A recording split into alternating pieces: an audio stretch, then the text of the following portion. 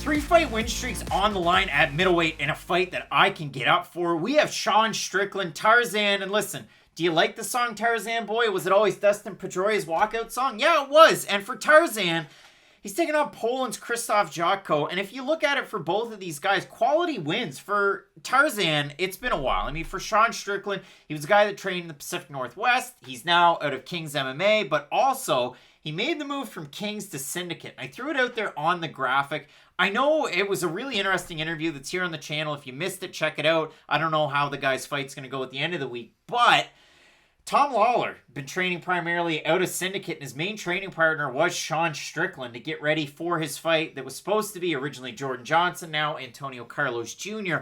All that to say, good quality training partners at Syndicate for Sean Strickland. For Krzysztof Jotko, you look at the last 3 fights, I've always had a hard time trying to get a read on Krzysztof Jotko. Maybe it was inactivity, I don't know what it was, but he lost to Uriah Hall, he lost to Brad Tavares, both by finish. He beat Alan Amedovski, a guy that just didn't perform all that well at all, but really performed at all in the UFC. So he wins there. He beats Marc-André Barriault by split decision, and then he beats Eric Anders by decision. It's like, okay, I can get behind Krzysztof Jotko. Like, he's starting to get things moving. Now he's taking on Sean Strickland.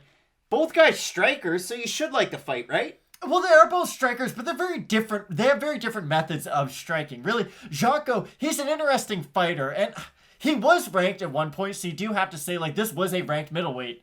Like, not that long ago either. It was only 3 years ago. But the issue with Jotko was that he was so unique when he came into the UFC with his very kick-heavy attack. And it's almost like he relies on a heavy volume of kicks to win his fights. That it was pretty unique. But then at a certain point, not that tape got out and that the game plan's out on him, but if you can collapse that space and force him to become a boxer, you can just eliminate half of what makes his attack so really calculated and what's so unique. If you get rid of the kicks from Jotko's attack, you could really just force him to become a counter striker on the outside. And if Sean Strickland can force a guy to become a counter striker on the outside, he's probably just going to be able to out counter strike or just out volume whatever they have. So this fight's really weird because it is 2 primary strikers, 2 guys who normally have really fun fights, but Sean Strickland, really his striking style is, and I hate to use this term because this is a one-sided, it is kind of the kryptonite for what Krzysztof Jotko at least tends to bring into the cage. What does Jotko do? He doesn't have great power in his hands, although he is a good striker. He's good at landing on his opponent and then exiting at angles. The issue is when you're fighting a guy like Sean Strickland, he's always coming at you with a very high level of volume and power behind his shots. So if you are just trying to move out of the way of his big shots, you don't have to worry about just the one-punch power of Strickland.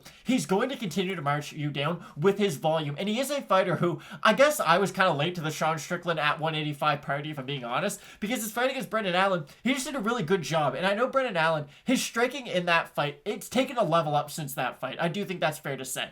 But what he did in that fight, he defended the takedowns, which is what he had to do to beat Brendan Allen, and then just picked him apart as he came forward and as he went on the inside. So I saw not only the good striking side of Sean Strickland, I saw the counter striking of Sean Strickland. So I know in my head, if he's moving backwards on Jotko, he's going to be able to land on him, and if he's moving forward, he's going to be able to land even more. I'm just finding it hard to find the areas where Jotko is going to have a lot of success. I think he's got leg kicks that are going to give Strickland issues, and I do think his jab will give Strickland issues to a certain point until he does start to get tired, and then Strickland might be able to march him down. So for Strickland at 170, and you brought it up, I mean, that last fight was a catchweight at 195, and Strickland looks bodied up. And that's a weird thing. For Strickland, the 3 losses: Santiago Ponzinibbio by decision, Kamaru Usman by decision, Eliseu Zaleski dos Santos, and one of the most disgusting knockouts you're ever going to see.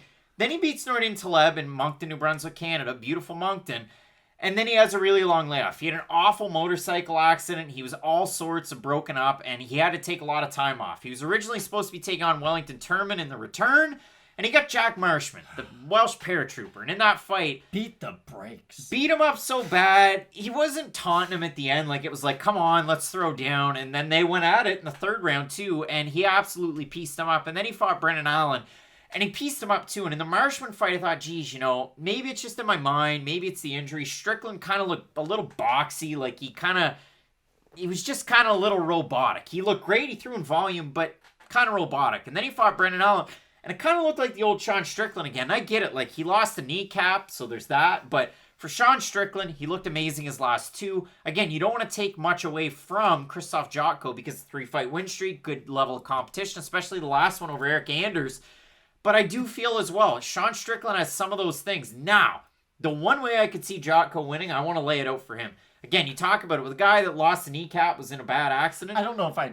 Whip out the kicks. If Jotko can start early and be consistent with a lot of kicks and exiting on angles, maybe he's able to set himself up well to where he can start to really land, then land in combination against Strickland. I just do think that Strickland, is the sky the limit at 185? I don't know. But I do like what I saw, especially since he's come back in those last two performances. It looks like the strong Strickland that we kind of knew and expected at 170. So, Krzysztof Jotko got knocked out by Brad Tavares. And I know Brad Tavares' punching power. Is it good? Is it bad? At the end of the day, he doesn't have very many finishes. So, the fact that Jotko got finished by Brad Tavares and Sean Strickland, honestly, stylistically, him and Tavares match up very well with each other. They're both very boxing-heavy fighters who have decent kicks, good defense, just pretty much everywhere. The only difference is, I'd say Tavares is a little bit better at the offensive wrestling, really the defensive wrestling, but Strickland has more volume. And at the end of the day, if Tavares can eventually get you up against the cage and start to land with power, then Strickland will be able to do the same thing, only with volume, and then be able to land power shots into it.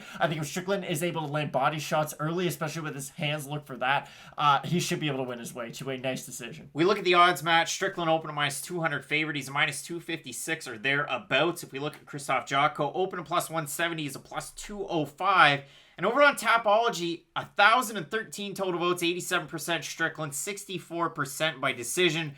I see strong Strickland winning this one. I'm going to go by decision, but yeah, I like Strickland. Again, watch out for the leg kicks, especially if Jocko's able to land them early. I know only Alex Oliveira lost to Randy Brown over the weekend, and he lost to him in the first round. But you can't lie to me, because I know I was, and Craig was too. Those calf kicks that were landing early from Oliveira were making me nervous. I wouldn't be surprised if this is a similar fight where Jotko might look really good to start off, but once the pressure of Strickland does start to wear on Jotko, Strickland should be able to land a lot more often as this fight progresses. So no, I agree. I like Strickland as well. Matt, both of us going with Sean Strickland. Tarzan to get the win. Really looking forward to the fight. We got a great card, so you're going to want to stick around. Keep locked in with Fight Night Picks, as we always say. Let's get into it.